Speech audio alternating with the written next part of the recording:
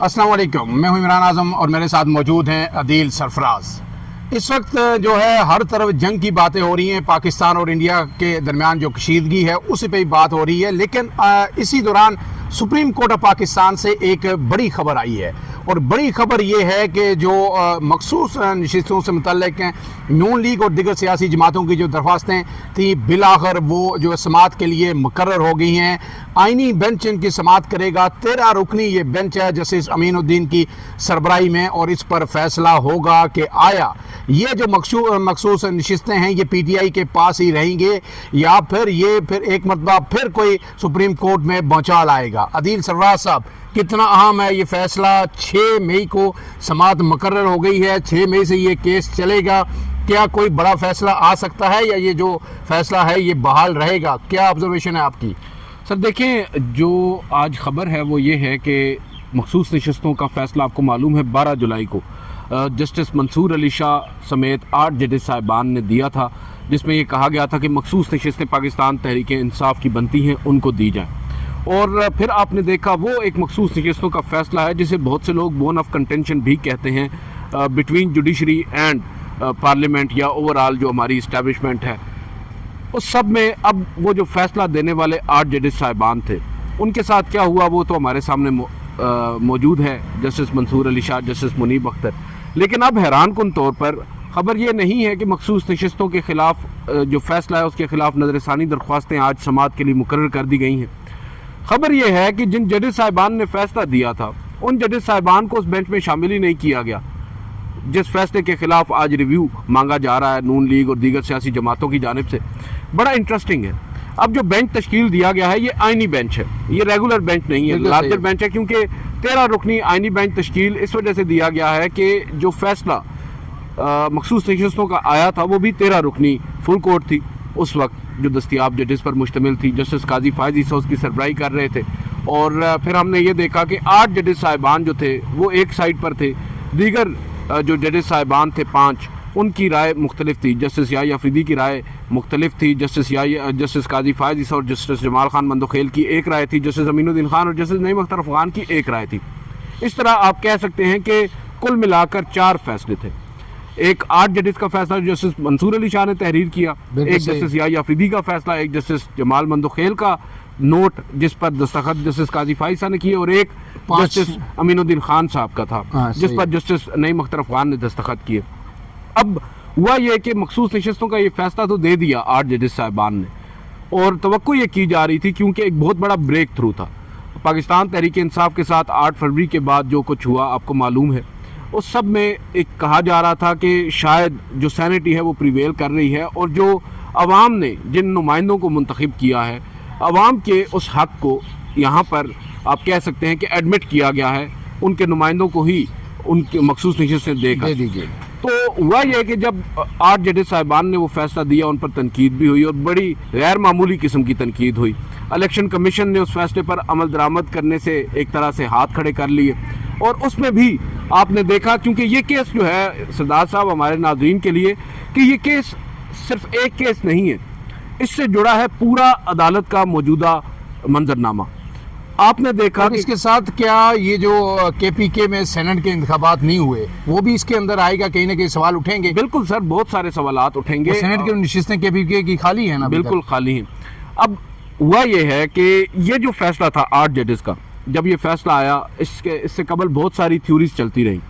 इससे कबल ये चलता रहा कि शायद आइनी तरमीम आएगी, इससे कबल ये चलता रहा कि एक आइनी अदालत कायम होगी, जस्टिस काजी फायज़ ईसा साहब को एक्सटेंशन दी जाएगी। आपको याद होगा अगर आप रिकॉल करें यही मौजूए बहस था उस वक्त। उस सब में जब ये 8 जजेस ने फैसला दिया तो बहुत से जुडिशरी के अंदर उम्मीदें भी पैदा हुई कि भाई अभी भी अदलिया में दम खम है।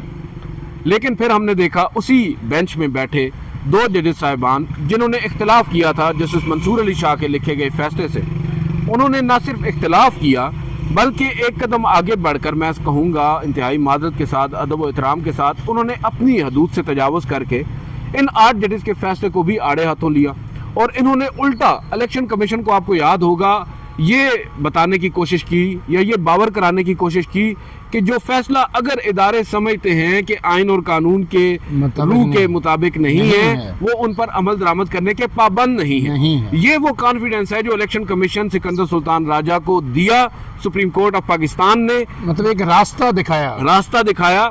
اور پھر آپ نے دیکھا کیونکہ اس سے قبل بھی یہ ہماری پاکستان کی جو عدالتی تاریخ ہے یہ اٹی پڑی ہے ایسے واقعات سے. آپ نے ماضی قریب میں دیکھا جب جسٹس عمر عطا بندیال صاحب, جسٹس اعجاز الحسن اور جسٹس منیب اختر نے فیصلہ دیا تھا عام انتخابات کا, جو پنجاب میں عام انتخابات کروانے کے 90 روز کے اندر فیصلہ 1 نہیں 2 نہیں 3 مختلف فیصلے, الیکشن کمیشن نے اس پر عمل درآمد نہیں کیا.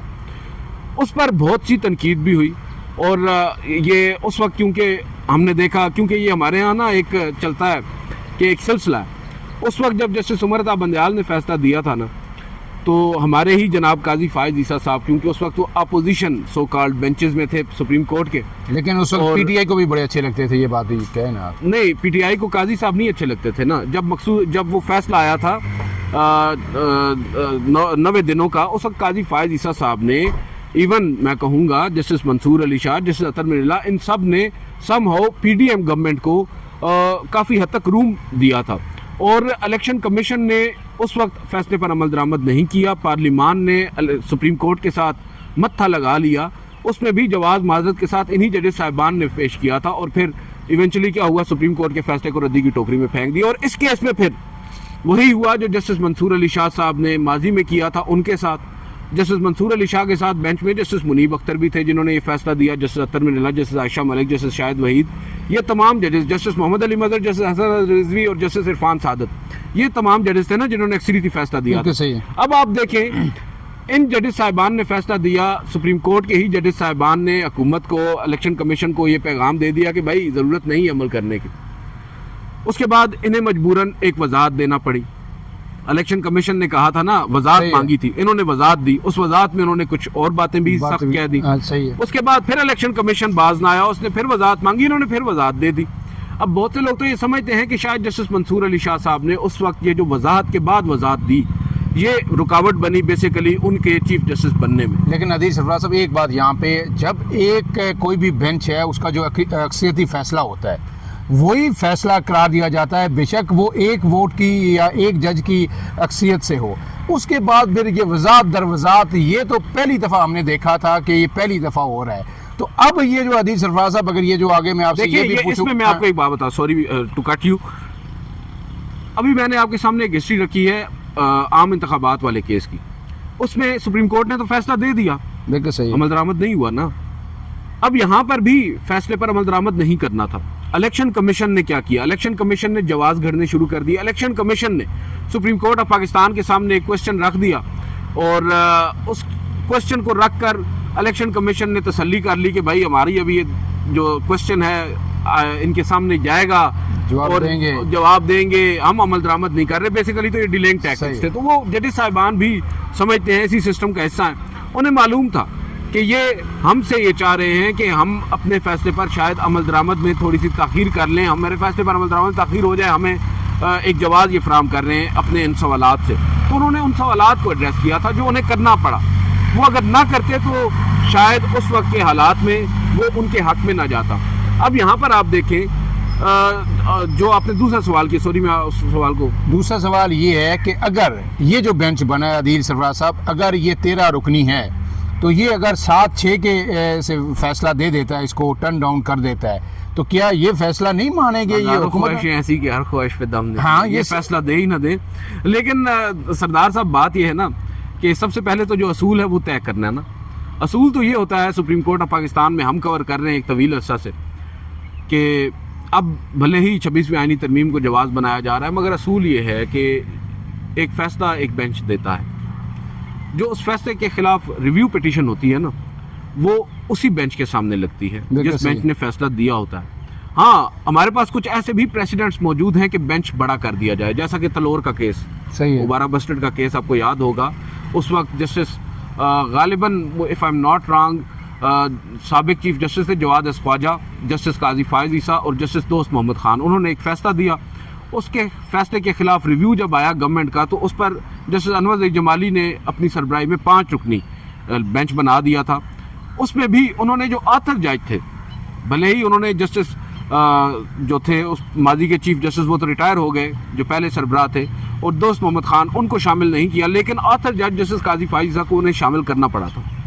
اب پوائنٹ سمجھیے گا جس طرف میں آ رہا ہوں. اب یہاں پر کیا ہوا ہے، یہاں پر بھی بینچ آپ نے تقریباً وہی رکھا ہے جو پہلے تھا، 13 رکنی. ٹھیک ہے.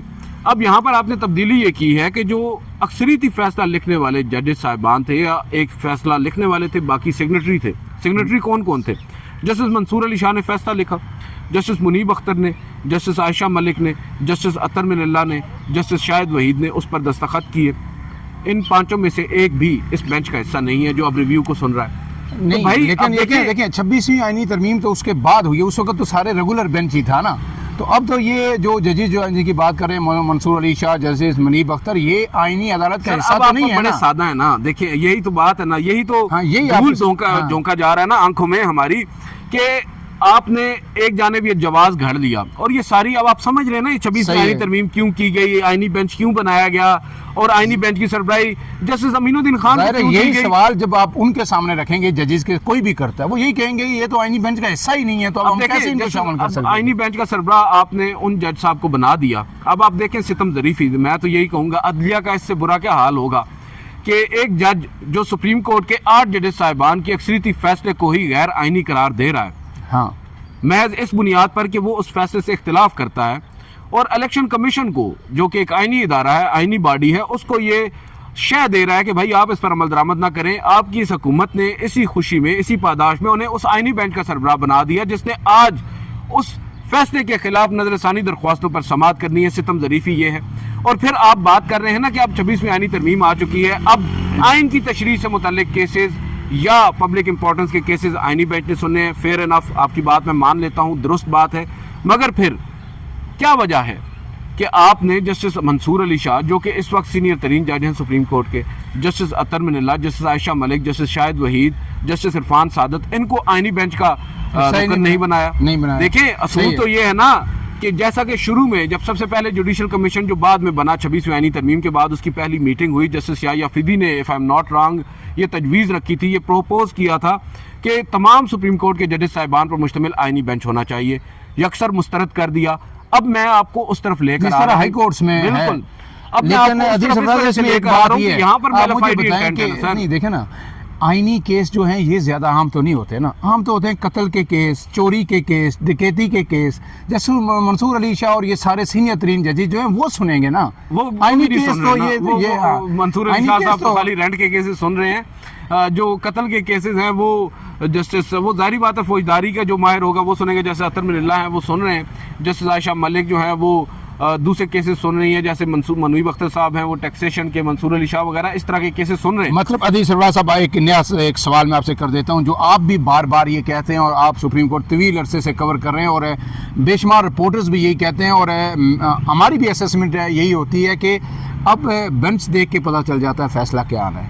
الحمدللہ یہ ماضی میں بھی پتہ چل جاتا تھا، لیکن اب بھی اب تو obvious ہو گئی چیزیں. تو آپ کیا کہتے ہیں اب یہ جو بینچ آپ کو نظر آ گیا، آئینی بینچ، کہ جن ججز نے فیصلہ دیا ان میں سے ایک بھی نہیں ہے جنہوں نے کہا کہ جناب الیکشن کمیشن کو یہ کہا کہ آپ نے عمل نہیں کرنا، ٹھیک ہے، وہ سربراہ ہیں. فیصلہ کیا آئے گا، کتنے دن اور کتنے دن چلے گا؟ دیکھیں یہ تو اب ڈیپینڈ کرتا ہے اول تو وکلاء پر، پاکستان تحریک انصاف پر، سنی اتحاد کونسل پر، وہ کس طرح اس کیس کو آگے لے کر چلتے ہیں. کیا بائیکاٹ کرتے ہیں یا عدالتی کارروائی کا حصہ بنتے ہیں؟ سب سے پہلے تو یہ چیز ہے. بینچ پر اعتراض کرتے ہیں یا اس سے اگری کرتے ہیں، یہ مختلف چیزیں ہیں نا. شروع میں تو یہی سب کچھ ہوگا. لیکن دلچسپ بات یہ ہے نا، آپ نے بھی بات کی کہ جن ججز جو بینچ کا حصہ اب نہیں بنائے گئے، ججز جنہوں نے فیصلہ دیا، 3 ہیں ایسے ججز. جسٹس محمد علی مظہر ہیں، جسٹس عائشہ ملک ہیں اور جسٹس حسن اظہر رضوی ہیں. یہ 3 ایسے ججز ہیں بینچ کا حصہ، 13 رکنی بینچ میں سے، صحیح ہے، جنہوں نے جن کا شمار 8 ججز میں ہوتا ہے. 8 ججز میں. اب جو 5 نہیں ہیں ان میں دوبارہ ریپیٹ کر دیتا ہوں. جسٹس منصور علی شاہ ہیں، جسٹس منیب اختر ہیں، جسٹس اطہر من اللہ ہیں، جسٹس شاہد وحید ہیں اور جسٹس عرفان سعادت ہیں. یہ 5 شامل نہیں ہیں اس آئینی بینچ میں. تو 10-3 ہو گئے اس وقت. اگر آپ کہیں دیکھیں اب یہ مسلمانوں تکے لگاؤ. اب بات یہ ہے کہ اب بینچ کا میں اگر ناظرین کو بتا دوں کمپوزیشن, مجھے اگر میں یاد نہ آئے, مجھے غلط میں بول دوں تو مجھے ٹھیک کر دیجیے گا. جسٹس امین الدین خان ہیں بینچ کے سربراہ ہیں, جسٹس جمال خان مندوخیل ہیں. اب دیکھیں جسٹس امین الدین خان کا ایک فیصلہ تھا, جسٹس جمال خان مندوخیل کا ایک اور فیصلہ تھا. انہوں نے سم ہو پاکستان تحریک انصاف کو پارٹی ایڈمٹ کیا تھا, انہوں نے آدھی کم از کم نشستیں پی ٹی آئی کو دی تھیں, جس کے اوپر دستخط جناب قاضی فائز صاحب نے بھی کر دیے تھے. اس کے بعد آتے ہیں جسٹس محمد علی مظہر, ٹھیک ہے. اس کے بعد آتے ہیں جسٹس حسن اظہر رضوی, جسٹس عائشہ ملک, جسٹس حسن اظہر رضوی. اب یہاں پر سوال یہ پیدا ہوتا ہے, یہ تین وہ ججز صاحبان ہیں جو پہلے وہ فیصلہ دے چکے ہیں, ماں سوائے ان تین میں سے جسٹس عائشہ ملک کے جب بھی کیسز لگے ہیں آئینی بینچ کے سامنے, ایون دو ہمارے سامنے مخصوص نشستوں کا کیس بھی آیا, 26ویں آئینی ترمیم کا کیس بھی آیا, ماں سوائے جسٹس عائشہ ملک کے نہ کبھی جسٹس محمد علی مظہر نے نہ ہی کبھی جسٹس حسن اظہر رضوی نے یہ سوال کیا کہ بھائی ہمارے 12 جولائی کے فیصلے پر عمل درآمد کیوں نہیں ہو رہا. آپ سپریم کورٹ کے فاضل جج ہیں, آپ نے ایک فیصلہ دیا ہے. آج ایک مقدمے کی سماعت کے دوران جہاں پر غالباً کچی بستیوں کی بات ہو رہی تھی اور عدالتی فیصلوں کو آپ کہہ سکتے ہیں ردی کی ٹوکری میں ڈالنے کی بات ہو رہی تھی, تو جسٹس محمد علی مظہر نے بڑی ناراضی کا اظہار کیا. انہوں نے کہا کہ عدالتی فیصلوں کو تو کوئی یہاں پر اہمیت ہی نہیں دے رہا. تو میں یہ سوچ رہا تھا شاید ساتھ ہی وہ یہ کہہ دیں کہ ایک فیصلہ ہم نے بھی دیا تھا 12 جولائی کو, لیکن آج تک جب جسٹس عائشہ ملک نے بھی بات کی تھی, 26ویں آئینی ترمیم کا کیس تھا یا کون سا, کہ کیوں کر فیصلہ نہیں, کیوں کر عمل درآمد نہیں ہوا, تو جسٹس محمد علی مظہر نے خاموشی رکھی تھی. تو آپ اندازہ لگا سکتے ہیں کہ اب وہ کیا سوچتے ہوں گے, کیونکہ اب کچھ بدل چکی ہے, اس وجہ سے چکی ہے سر. وہ اب جس پوزیشن میں ہے, ایک تو وہ چیف جسٹس کی دوڑ میں بھی آ چکے ہیں 3 سال کے بعد, جو پہلے انہوں نے بننا نہیں تھا. اب دوسری جانب آئینی بینچ کی ان کو سربراہی بھی مل چکی ہے. تو یہ بہت ساری چیزیں ہیں, لیکن میں سمجھتا ہوں کہ ظاہری بات ہے جو فیصلہ انہوں نے ماضی میں دیا ہے اپنے ہوش اور حواس میں دیا ہوگا, تو اپنے اس فیصلے کو تو وہ دفاع کریں گے اور اس کے حق میں ہی بات کریں گے. اس کے علاوہ جو ججز صاحبان ہیں ان میں جسٹس عامر فاروق بھی ہیں, وہ بھی شامل ہیں, جسٹس ہاشم کاکڑ ہیں, جسٹس صلاح الدین پنور ہیں, جو ابھی جسٹس شاہد بلال حسن صاحب ہیں, جسٹس مسرت ہلالی صاحب ہیں جنہوں نے 13 جنوری کو ایک بڑا تاریخی فیصلہ دیا تھا. ججز ہیں. آخری بات ہے, ویڈیو ہماری لمبی ہو رہی ہے, عدیل سرفراز صاحب آخری بات یہ بتائیں کہ وہ حالات کچھ اور تھے کہ عمل درآمد فیصلہ پھر بھی انہوں نے دے دیا, عمل درآمد نہیں ہوا, ٹھیک ہے, اور وہ اس میں ڈیلے ہوا, پھر بالآخر کچھ نہ کچھ ہوا, لیکن ابھی بھی میں سمجھتا ہوں کہ جزوی عمل درآمد ہی ہے. جب تک سینٹ کی نشستیں پوری نہیں ہوتی پی ٹی آئی کی تو یہ جزوی ہی ہے. لیکن اب باہر بھی عوام کا رخ تھوڑا بدل گیا ہے. کتنا ایک پی ٹی آئی کو اور آپ لتاڑیں گے, ہو گیا, حد ہوتی ہے ہر چیز کی, بہت کچھ ہو گیا, ٹھیک ہے.